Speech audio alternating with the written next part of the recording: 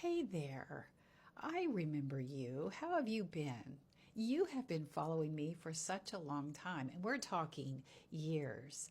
Because I remember when you would make comments when I first started back way over there on those other social media platforms. And you would say things like, "How dare you post when you are a woman? Because women can't be ministers." Do you remember that? That was a fun time. Yeah, it was quite a while ago, but I remember you. Then I started to post about Mike Pence and warning people about what he was trying to do here in the state of Indiana. Do you remember that? Because at the time he was trying to get a law passed that allowed Christians to discriminate based on their faith. Yeah. So if somebody didn't want to offer services to a gay couple, they wouldn't have to. And I was warning people, and you know what you said? You said I was overreacting. I was just a silly woman. And then what happened? Trump named him his vice president.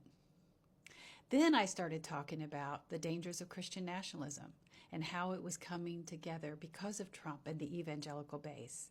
And you know what you said? I was a fear-monger then. Do you remember that? And look what happened.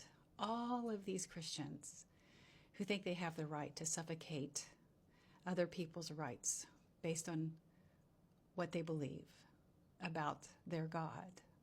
Yeah. Do you remember all that? And then came Project 2025. Yeah, Project 2025. Whew. You told me, silly, silly woman, you're overreacting.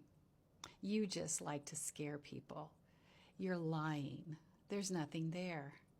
When now, the majority of Project 2025 has already been implemented.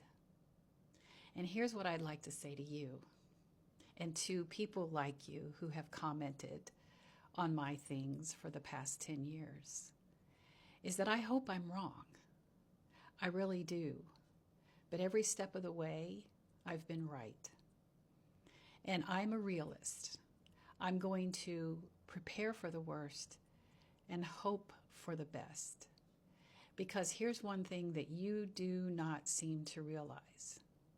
Nothing about this is going to protect you just because you worship the petulant man-child, just because you want to mock me when I tell people that it's time to think about ways that they can take care of themselves when the government funding runs out, when children are going hungry, when your Aunt Martha in the nursing home who relies on Medicaid no longer has those funds. What are you going to do with her? Where's she going to go? This will absolutely impact you or someone you love directly.